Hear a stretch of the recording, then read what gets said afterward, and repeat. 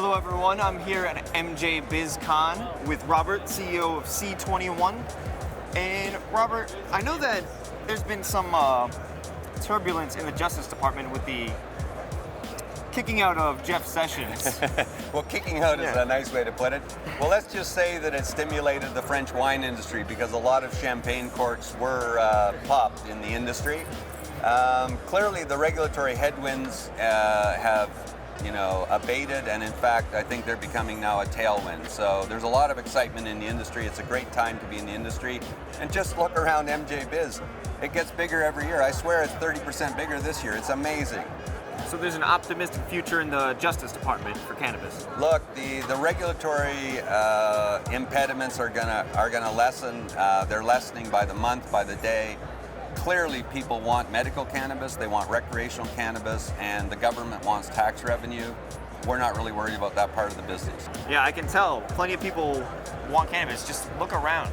Yeah, I know. You got major companies here. You got Siemens. You've got, banks are coming into the industry, consultants, accounting firms. So everybody's excited about cannabis, and really, we've been in it early. I've been at this for 4 years. We're building brands. We're building exciting consumer products, exciting medical products. It's an amazing time to be in the cannabis industry. So we're doing a $45 million raise. As I said, we're growing. So, we've tripled our processing capacity in Oregon from 90,000 to 300,000 grams a month.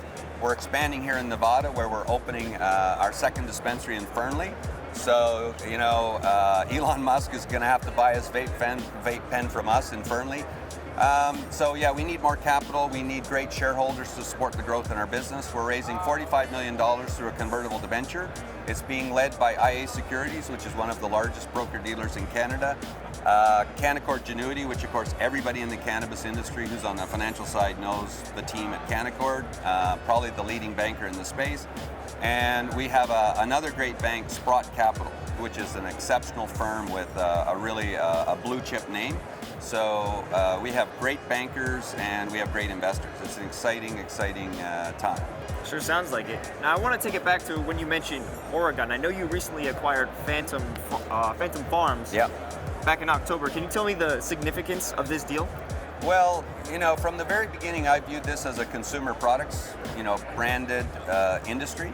And so the significance of Phantom is it's a 10-year-old brand. It's one of the oldest brands actually in the United States and in the world. So as the industry moves from, hey man, I got a bag of good weed, to, hey, Carlos, what kind of vape pen do you like? I really like Phantom. So the future of the industry is in branded products. And what we have with Phantom is an authentic brand that a certain consumer really relates to. So it's an outdoor consumer, it's a snowboarder, it's a skateboarder, it's a mountain biker, a rock climber. So this is a brand that can be scaled. We're going to take it to California, we're taking it here to Nevada.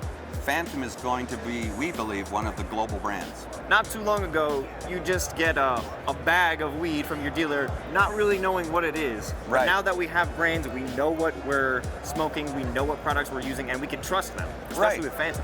Right, so that's how you relate to a customer, and that's how you simplify the sales process. If you ask for if I say, Carlos, what kind of beer do you like? You go, well, I like Stella, or I like, a certain kind of beer. You don't have to tell me about the alcohol content, how it's made, where it's made, all of this stuff. And we believe that consumers want a safe, predictable quality of product with a lifestyle association that they can relate to. So we believe that branding is certainly the future of this industry. So speaking of future, I know that you have gotten licensing for CBD in Ukraine. Yeah. The first company to get licensing for that. Can you tell me about that? Well, obviously the European Union is a huge market, 750 million consumers, very wealthy consumers, underserved in the cannabis space. CBD was our first license. We are applying in Europe for further licenses for hemp cultivation, for cannabis cultivation, and for processing. We view Europe as a huge market. We need to be there, and we need to be there with our branded products. So again, we plan to take Phantom to Europe. So we're looking and we're talking to partners that have existing distribution into what we would call conventional retail distribution channels. And right now, CBD is a wellness lifestyle product. So we have a number of SKUs in that space, and we plan to develop more brands in CBD. And we've used CBD sort of as a Trojan horse because you can co-brand, you can get your product out there, it's a branded product. And when you bring out THC products, people are already aware of your brand, they're already aware of your quality, they understand who you are as a company. And so we think CBD is like the leading edge in Europe, and then we'll follow it up with THC. So most people think that the expansion for marijuana industry would just be in the United States, but you're going beyond right into Europe. Well, I think when the next phase of consolidation happens, you're going to have global companies entering the space. So when deregulation happens, and it's not a question of if, it's a question only of when, you're going to have very large companies with extremely large portfolios of branded consumer products, and they view the world not as the United States. I mean, the United States is a huge and important and vibrant market, and we love being here in the United States. But, Asia's deregulated. I mean, 5 years ago, they were hanging people in Thailand for growing marijuana. Now they're trying to turn Bangkok into a center of medical excellence for cannabis.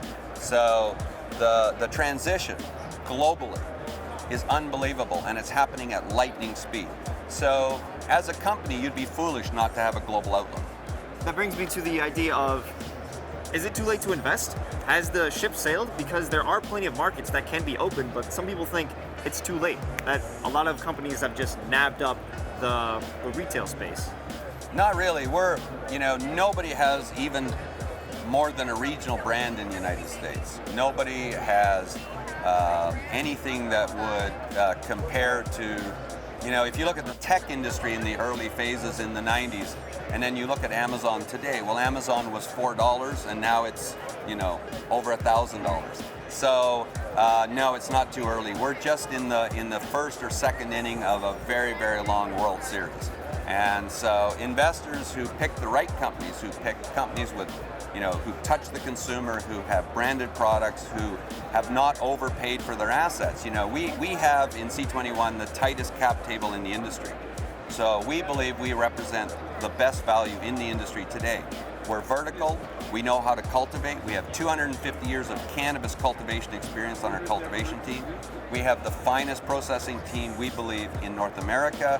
We have brands, we touch over 100,000 consumers a month. We're a great company, we believe we represent great value. Thank you for stopping by. Okay, thanks, Carlos. It was great talking to you, Yeah, Robert. MJ Biz. MJ Biz.